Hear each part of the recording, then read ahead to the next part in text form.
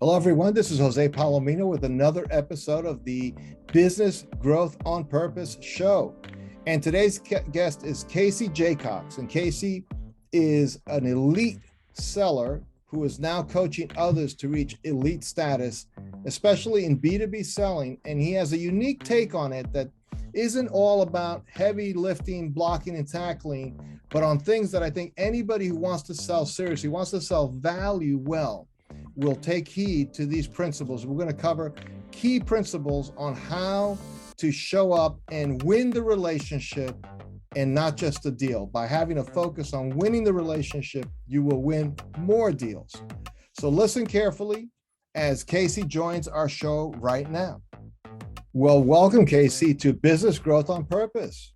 Thank you. I'm honored to join you today, and I appreciate having me on your show. No, it's something people who follow our show for a long time know we love to have real experts in areas that deal with strategy, with marketing, with sales, and sales is a big topic, but we're going to dig into that here. So why don't you tell us just a little bit, for context sake, primarily what you do and who you do it for? Yeah, so I am a 20-year corporate veteran. I spent a lot of time in the technical staffing and then consulting space. After that, I turned into an author and a podcaster, and now I'm a business and leadership coach, helping companies really in 4 key areas that I've very much clarity and conscious competence around, which is driving curiosity through organizations. Curiosity is a superpower if we choose to use it. Helping improve messaging, both written and verbal, so customers truly understand what we do for them. And then lastly, helping remove and increase humility and vulnerability within organizations. I think in any sales environment I've seen that maybe are toxic or aren't doing as well as they could. There's fear or unsaid fear within sales teams. Sellers are afraid to ask for help. Sales are afraid to talk about their pipeline maybe isn't as healthy as it should be. And that really is a leadership challenge, I believe. I think when leaders can inspire environments where sellers want to ask for help, want to help go meet a customer, not sure what to say, and they're encouraged to do so, I think that's what elite teams do well. And that's really something I'm focused on helping a lot of the customers I work with achieve. Wow. So you said four key words that struck me, right? Of course, curiosity, messaging, with humility, and vulnerability. So of the 4, one that I think most people would intuitively associate with sales, messaging, right? How you communicate and so on. But you added curiosity. So I'd love to unpack that just a little bit first. How that plays out and you also use the phrase elite sellers. So the idea is not just selling to get by, but selling to like really make a difference. Mm-hmm. So where does curiosity fit in that? I think curiosity is just the most amazing gift we give not only ourselves, but our customers, our prospects, even our teams. I learned from a great mentor late in my sales career, a guy named John Kaplan. He taught me this basic framework called TED. Tell me, which stands for tell me, explain, describe. And it's a simple way to ask questions to get clients and prospects to think really what's important to them. And most sellers, I would think, who aren't selling at an elite level, they ask a question, could be closed-ended, could be open-ended, and they smell a deal and they pounce a cat on catnip. Where the elite sellers will say, tell me more about that. Describe why that impacts your organization negatively. Explain what would happen if you were able to take that away, like deeper, and not asking 2 questions inside of 1 question, but asking 1 question and then shutting up and allowing silence to set in. Because when we allow silence to set in, we allow our customer or prospect to think. And in any great meeting, I believe you want to hear 2 words, which is great question.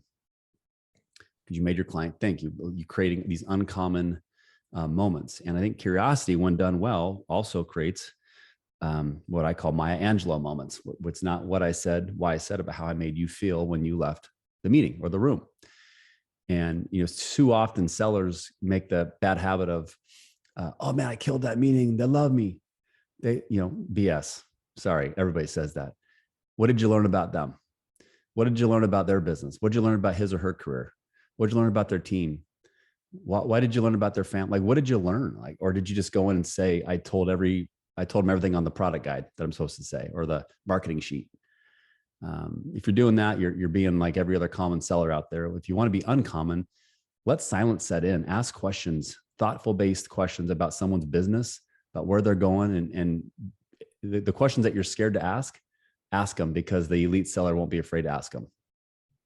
That's really powerful here, Casey. And I think about, I use the metaphor of like in football, like the quarterback staying in the pocket long enough to see the play unfold, right? So it sounds like you, with proper curiosity, you really are. And what's interesting about that, and I love the word curiosity, suggests that it's genuine, right? Like I really want to know more, as opposed to I'm going through a list of questions my boss told me to ask. And, so I can then reach the point in the conversation where I can now pivot to a pitch. That's not what you're saying. No, actually be curious, actually show people you care about their business, about themselves. So I love that. Now, the other two that sound, and again, I'm not saying messaging isn't important to unpack, but I really wanted to focus on the ones that sounded like, is that sales? And it's humility. We don't often think of that as associated with selling, as most people know people who've sold, and we don't normally think of them as being the most humble banana in the bunch. So tell us a little bit about why you landed on humility as such an important attribute of an elite seller. Well, you mentioned quarterback, Jose. You're making me go Napoleon Dynamite, Uncle Rico moment here. I was a former college quarterback, so you're letting me memory lane here, little memory lane here. So my college football coach told me, Casey, if you're good, you're going to tell everybody. When you're great, I'm going to tell you.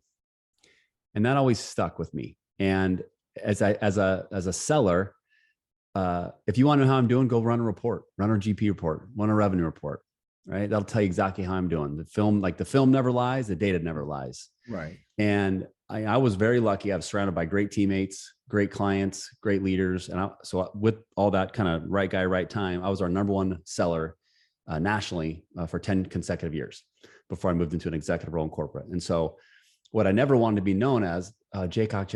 Oh yeah, that's that arrogant dude in Seattle. Yeah, what a tool. We don't like that guy. He just treats people the wrong way. But I wanted to be the guy that when you walked into a room, I was just like everybody else. And then when they ask questions like, oh wait, you're Casey? Oh my God, totally nice to meet you. And it's like, oh my God, you can be successful. You can achieve great elite results, but you don't need to be an a-hole. And to me, I worked with a few people that had egos, arrogant egos. And it was a turnoff for me. And I never wanted to be that guy. It's work to be around that guy. It is. And no one wants to be it. And so even like now, I'm one of the clients I'm coaching. I was hired to help someone remove their ego, but I had to make it his idea, not mine. Right. And again, I used curiosity. Now, when I got hired to help this gentleman, we came from the similar industry, and I had, at the top of my game, I had probably 3 or 4x what he did. And this guy's doing really well. Now, if I would have led with, hey, I'm excited to coach you, just so you know, before we get started, I've done 4x of you, but let's talk about you. I mean, he's going to shut me down and think I'm like this egomaniac, but asking questions, letting it happen, being patient. I got to a point where he was like, oh my God, he came to the own resolution of like, he was the problem. And I'm like, I'm glad it was his idea. But I don't know. I think back to your question, when we're around humble people that they're not afraid to say what they don't know, they're not afraid to ask for help. It creates inspiration. It removes fear. It further builds a growth mindset in cultures. And you just become a lot easier to manage. Now let's expand on that just a little bit, because I've also seen in somewhat larger sales teams. So, many of the companies we work with tend to be owner-led, 10 to 30 million in size. They may have a couple of salespeople, maybe at most 10. But when you get into, but I've done a fair amount of corporate work where you get into like 100-person sales teams, and they like to create often a competitive environment. They want people to watch the leaderboard and want to be on top of the leaderboard and so on. How does that connect with this humility you're talking about, or this non-arrogance? And so much in sales, we use language like we use football metaphors and, punch it over the line and get things, that sense of almost like a martial, like we're going to go to war kind of thing. How does humility fit into that environment where somebody is trying to foster this sense of like a winning competitive spirit? I think it goes back a couple different things. I think one thing, leadership is you are what you allow. Your environment is. So if we allow negative competition to erode our culture, that's on leaders, right? And I think that's fixed by setting an example of we're either, no matter how successful he or she is, if he is bringing down the culture, you send a message and you remove them. I've seen it happen before. I think competition is great. I think competition, as long as you lead with, hey, we're going to compete, but you're my teammate and we have the same color, we have the same mascot, and we want to go out, and I'd rather compete. Let's have friendly competition against you, and maybe angry competition against my competitors, right? And reminding people that when we compete, it just like when you think about fitness, the CrossFit phase when it hit a couple of years ago. I mean, people loved working out together, but then you'd push each other. So I found and I worked at a very large sales organization. We had 800 reps, and the amount of people I worked around, we had leaders that challenged us to be our best, but also policed it where either the top reps were going to police it when they weren't looking, kind of like in the locker room, or they would just set the tone like, hey, it's this friendly competition. We want everybody to succeed, but we're going to push each other to be the best version of ourselves. Okay, no, that's great. And just thinking about that, I'm playing out a couple of scenarios in my mind and thinking about people.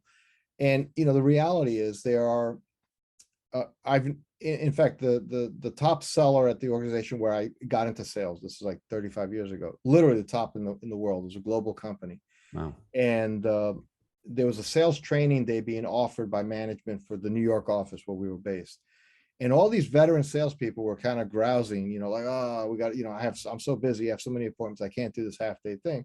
Except this one guy, Dwayne, wasn't that guy. He was like happy to go. And so I'm a young guy, and I approached him the next day. I said, Dwayne, why were all these guys complaining, but you were ready to go? And then he took me to his office, and along his whole bookshelf was every possible book on sales available at the time. Mm-hmm. He's committed to the art. He says, if I learn one thing that can improve my game, then it was worth the time. And, just that attitude. So that kind of helped shape me. So just when you talk about humility, he wasn't thinking I'm all that in a bag of chips. He was willing to learn something else. Well, I was going to say, I love that. I love that you said that. So I think that the best thing about the work I'm doing now, Jose, about coming from a spot where I was a top rep is sometimes people think when I start working with them, coaching, I'm going to talk about, hey, look how great I was. Mm-hmm. I love saying I did all these things, but who cares? Who cares? I left on great terms with this company because they're called K-Force, left on great terms. Their stock's up like 70% since I left. Maybe I was the problem. I keep in touch with some people, a lot of people who I thought would keep in touch. They haven't called me. Life moves on. We're all replaceable. So I always say you might as well start with humility. Life's going to humble you anyway, right? You're going to have ups and downs of business, but if we can stay neutral in our thinking, not get too high, not get too low.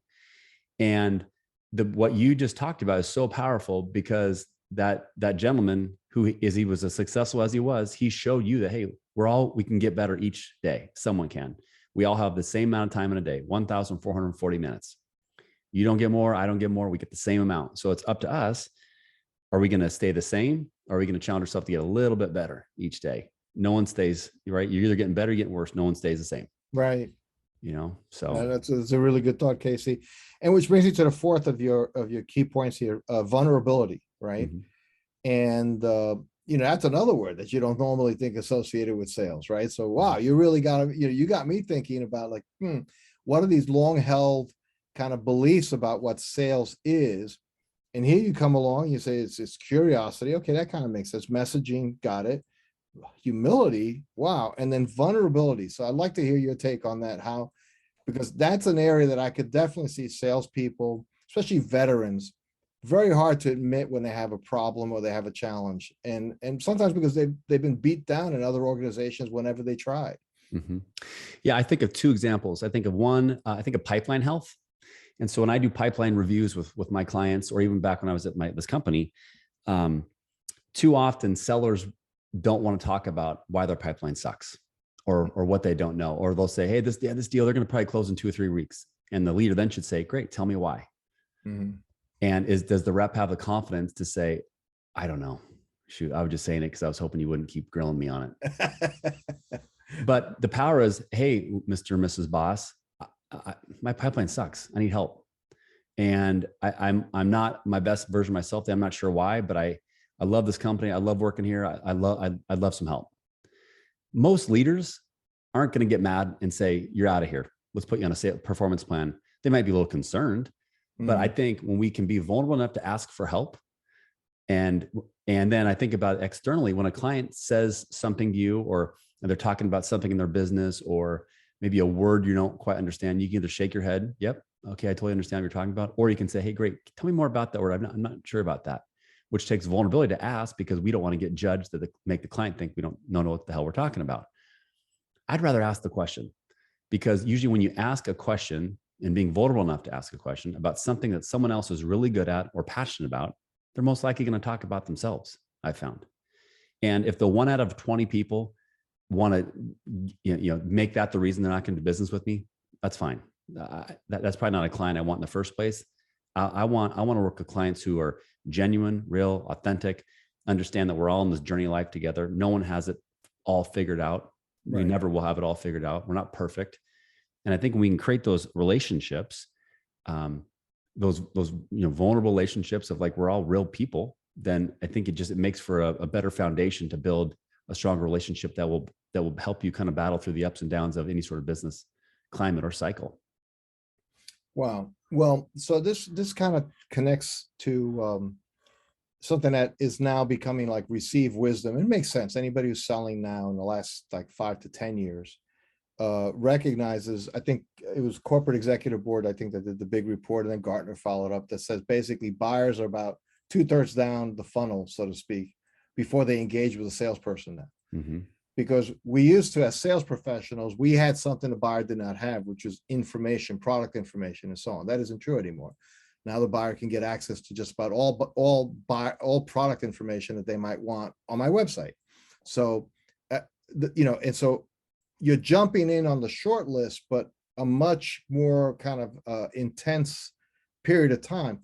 How has selling changed in terms of the approach to selling, and how much of what your philosophy is related to what's happening right now, or is these are just principles that would have been true when Og sold the first wheel? I think I tell you what's changed that I am jealous of sellers today that I don't think they realize. So like when we were back, I'll put you and I in the same bucket. When we were cold calling, it was like, here's a phone book, go get them. Mm-hmm. Right. And you had to like massive phone calls. That's not, maybe we're texting now, we're doing social selling. It's different right now. Or you still might go to networking events. But what I love about the selling you can do now is like, I don't have to get your permission to tag you on LinkedIn. Mm-hmm. I don't have to get your permission if I think you should meet someone else and connect people. Right. Nothing fills my tank more as a coach now, as I'm still selling my own business, is connecting other people and being a boomerang of service without keeping score.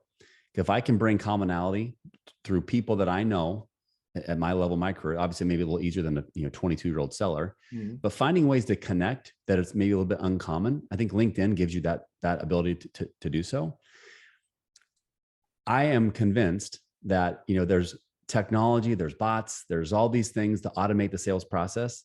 It'll never, ever, ever replace the way you can make someone feel through listening, through the way we set expectations, the way we show up with positivity, the way I document in the CRM and follow up, the way I check my ego and I'm authentically trying to learn and be my best, and the way I have to be persistent yet patient to let a relationship grow at the right, authentic pace.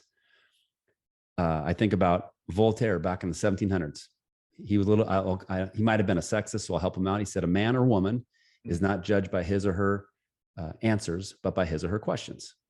We were talking about curiosity back in the 1700s. Right. 1800s, a guy named Orson Swett Martin, who I wrote about in my book. He talked about adversity, talked about the power of the golden rule. In the 1800s was his number one reason why he was so successful. He had 500,000 subscribers to a magazine. Think about that. 500,000 subscribers to a magazine called Success Magazine, 1897. Yet he generated that interest by just being nice to people, right? So I'm like, you know what? Hey, that worked for me in the late 90s to 2000s. Being curious was still working in 1700. Still worked for me in 2022. Treating people with respect, being nice, showing up on time. That stuff's not going to go out of style. I'm convinced. So we can look for the best technology if you're a sales team out there, but in the end, get back to stuff that's always worked and will always work. And I'm sure there's people that would disagree with me, but I'd rather hook horns and hook arms with people that believe in the foundational elements of building relationships that are that will withstand anything if it's done the right way. So I would say that's the biggest thing is, yeah, there's things that have changed, but there's things that I don't believe will ever change if you really focus on them. Yeah, and I think, Casey, I couldn't agree with you more. I mean, the reality is until, and maybe it'll happen, maybe not in my lifetime, but where all purchasing is done strictly AI to AI, and there are no people involved. And there's some companies that are waiting for that day so they don't have to have salespeople. But that day isn't here yet. And so you're running and you're jumping in deeper into the funnel, yes, but then all those things you talked about, how you show up, how you interact, how you're sincerely curious, all those things I think are even more valuable under a more compressed time frame for a buyer, where a buyer now is like, they got to tell their boss that they're ready to make a decision in 90 days. They really need to work with somebody they can feel some level of trust. And I think a lot of the things you talked about here really are about building that kind of bridge to, I can believe you're here to help me if you're selling to me. I understand you have to sell to make a living, and I respect that. Most people are mature enough to understand that. But as long as you're not going to sell me something that's bad for me and you're looking to create value for me, I can feel good about that relationship. So that makes a lot of sense to me. Someone taught me, so the same gentleman taught me what's called the art of persuasion. Art of persuasion, as one definition says, the moment I try to convince you to do something, you will resist me. However, if I ask great questions of value to make you realize how great my idea is, that it will benefit you, that's called value-based selling. Now, when I first heard that, I challenged the person. I said, that kind of sounds manipulating. I don't want to manipulate someone into buying. He looked at me and says, do you believe what you do matters? I said, 100%, which is why I have the sign above me. He goes, would you ever try to convince someone to do something or buy something where only you win? I said, no. Why would I? Of course I wouldn't do that. He goes, of course you wouldn't, Casey. That's called value-based selling.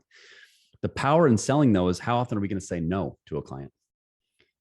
Right? So how people, if there's sales or business leaders listening right now, think about the last time you said, we're not the right fit for you, and walk away and watch the look on their face. I wrote about it in a story in my book where there was a client where I could not wait to work with. And he finally gave me this opportunity, but it was like 6-week time frame to get a bunch of consultants in this project to get staff before this big convention in Las Vegas.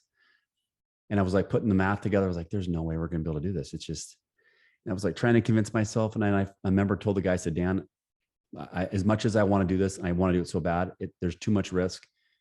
I know that you might not like my answer, but I've worked so hard to get this opportunity with you. It's not worth it. And so I don't think we're the best fit for you. He's like, what do you mean you're the best fit? I said, because when you're in Vegas, either in the bathroom or at the bar or your buddy's hotel room, you're like, and somehow our company gets brought up and they're like, Jacox, oh yeah, that's that guy that sold us that project and then took us down the website and made us look like idiots here in this conference. Yeah, great guy, give him a call. Like, of course, you're not going to say it. You're going to be like, you're going to torch me. And to me, it's not worth it. And I found that to me, that was an uncommon thing I was doing at the time, unconsciously. But to me, I was just going back to doing the right thing, and I found that when you did those things, you gained more trust and actually opened the door, more opportunities, because it was refreshing. People aren't used to hearing that. People are used to hearing, yep, we can solve all the world's problems and open up my trench coat and give you toothbrushes and floss. And what else? I got ketchup and mustard over here. What else can we get you? Wow. Yeah, that's right. Well, doing the right thing. So speaking of which, you mentioned your book. So just tell us about your book. Yeah. So I've had this idea for 10 plus years. And I didn't want to write it when I was still in the corporate world because I didn't want it to be a distraction. And it came out in 2020 and it's getting some more legs right now. And the book's called Win the Relationship, Not the Deal. And it really is, 6 core common principles that I focused on when I was selling at an elite level. And I wasn't always good at these 6 things, but sometimes when I would get off track or try to figure out, God, what's not working? It was like, these simple reminders that we all need as sellers, whether it's because chapter 1's about the power of bringing positivity to your huddle, your team, your office, your meeting, whatever you got going on in life, don't bring baggage. It's not fair to your team. Chapter 2 is about expectation management. Simple things that clients don't think of, sellers don't think about. If I'm going to be late, let someone know. I don't care if it's 1 minute, 3 minute. Anything that you can set expectations on messaging or delivering communication, get ahead of it. Your clients are already thinking about it. Chapter 3 is about the difference between hearing and listening. Hearing is when I'm talking to you, but I'm looking at my phone. I'm checking my phone, my watch. I'm looking at the planes. I'm just totally distracted. Listening is conscious. Hearing is subconscious. Chapter 4 is about documentation. Most sellers, when I say CRM or documentation, they're like, oh God, my boss wants me to document. They want to be in my business and micromanage me. Wrong answer, guys and girls. A CRM made me look way smarter than I am because it reminded me when to call, when to document, what the client's birthday was, where their kid go to school, all these things that allowed me to know about them. Chapter 5 is about authenticity, letting your authentic self shine, letting your ego go. Art of practice. Sales teams don't like to practice. They like to practice on their clients. That's right. And chapter 6 is about patience and being able to persevere through ups and downs. And it takes time. Wow. And it's been super rewarding. It's a short read. No, I love it. So Casey, first of all, just really thank you for taking the time to be with us today. I think we shared some really great things. So the name of the book again is Win the Relationship, Not the Deal. Win the Relationship, Not the Deal. And if somebody listening wanted to know more about you, maybe to contact you, where should they go? Best way is just to connect with me on LinkedIn. I'm there, or just visit my website, which is caseyjacox.com. So CASEYJACOX.com. I'm on Twitter as well, but the best way to social connect with me is through LinkedIn. Fantastic. Well, Casey Jacox, you have added value today to our for our listening audience. Really appreciate it, and appreciate you taking the time to be with us. I'm honored to join, and we should tease your audience to let them know that you will be joining me, Jose, on a future episode of the Quarterback Dadcast. We will learn about how you are going to share your dad wisdom to help us become better fathers. So I can't wait to return the favor for you. I really appreciate the opportunity. I look forward to it. Cool. All right. Thanks for listening to another episode of Business Growth on Purpose. If you like the show, hit subscribe and leave us a review to help other people find the podcast. And if you're ready to take the next step in driving intentional growth for your business, come check out what we're doing at valueprop.com. We've developed industry-leading programs and systems to help B2B owners take control of their growth. Until then, thanks for listening to another episode of Business Growth on Purpose.